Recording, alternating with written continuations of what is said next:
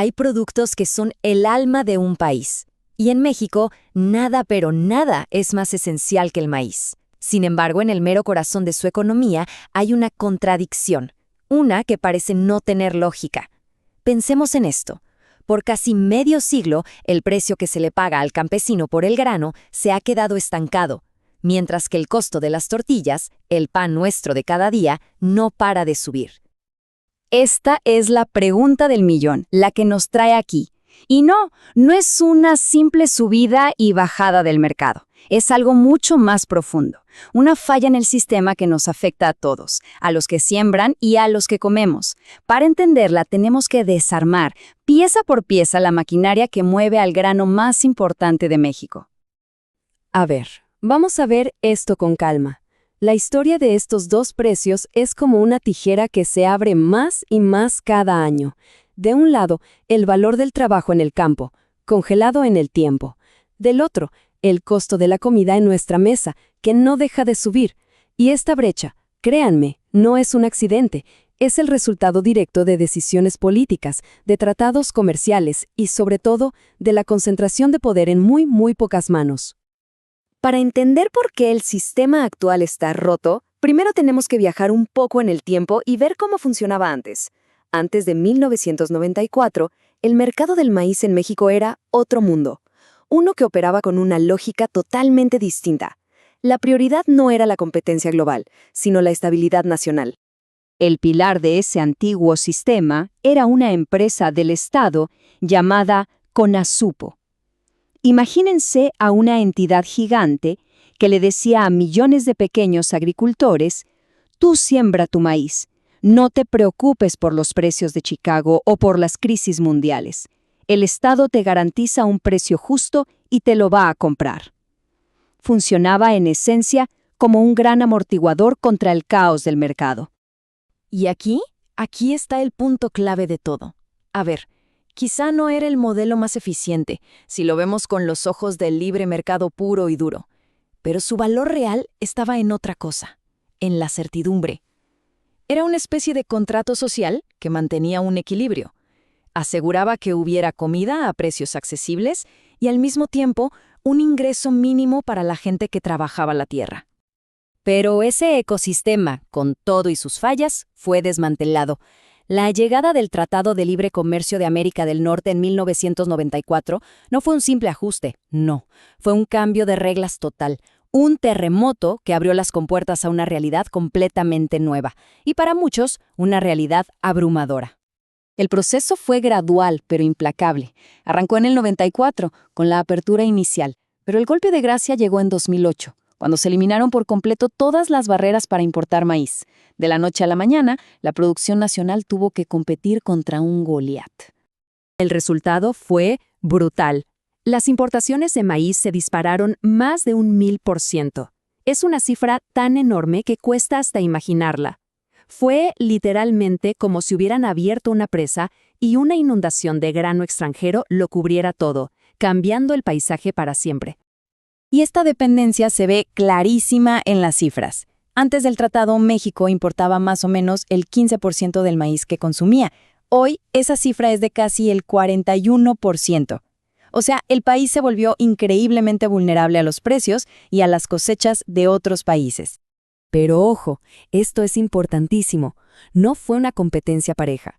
Los expertos la llaman competencia asimétrica. ¿Por qué? Porque un pequeño productor mexicano no estaba compitiendo contra un agricultor de Iowa. No, estaba compitiendo contra todo el gigantesco sistema de subsidios del gobierno de Estados Unidos. Una batalla totalmente desigual desde el primer día. Ok, entonces la avalancha de maíz importado tiró por los suelos los precios en el campo. Pero, ¿entonces por qué subieron los precios al consumidor? ¿Dónde está el truco? Bueno, la respuesta está en el siguiente eslabón de la cadena, en un poderoso cuello de botella industrial. Y aquí los números hablan por sí solos. Solo 2 empresas, Gruma, la dueña de Maseca, con ese gigantesco 71%, y Minsa, con casi el 24%, controlan el 95% de todo el mercado de harina de maíz. Cuando tan pocas manos controlan tanto, la palabra competencia se vuelve a un chiste. Este dominio les da un doble poder. El primero es como compradores. En economía le llaman oligopsonio. Suena complicado, pero es simple. Como son casi los únicos que compran maíz a gran escala, tienen el poder de decirle al agricultor, te pago esto, tómalo o déjalo. Y el agricultor tiene muy pocas opciones. Y el segundo poder, que es más conocido, es como vendedores. A esto se le llama oligopolio. Como controlan casi toda la oferta de harina, el ingrediente clave para las tortillerías, pueden fijar los precios de venta. Ven el negocio, compran barato a la fuerza y venden caro con todo el poder. Justo ahí está el corazón de la paradoja. Y que no quede duda, esto no es una teoría de la conspiración. Es oficial. La propia Comisión Federal de Competencia Económica, la COFECE, lo investigó y confirmó. Grumman no solo domina, sino que usa ese poder para mantener sus precios un 10% más altos. Y toda esta historia de desequilibrios, de tratados y monopolios nos trae de golpe al presente, a las noticias que vemos hoy, las protestas, los tractores bloqueando carreteras y la lucha, a veces desesperada, de los agricultores por sobrevivir en este sistema. Este es el precio internacional del maíz hoy, alrededor de 3.200 pesos por tonelada. Por las reglas del mercado global, esto es lo que se quiere pagar. Un precio que para muchísimos productores no significa ganancias, significa la ruina. Ante las protestas, claro, el gobierno ha tenido que intervenir, ofreciendo un precio de 6.050 pesos. Es una mejora muy grande, sin duda, pero la pregunta sigue en el aire. ¿Es suficiente? Los productores dicen que no. Ellos piden 7.200 pesos por tonelada, argumentando que ese es el mínimo para poder cubrir sus costos de producción, el diésel, los fertilizantes, todo. La batalla de hoy se está librando justo en la brecha que hay entre estas tres cifras. Y por si el tema de los precios no fuera suficiente, se suma otra disputa, esta vez internacional.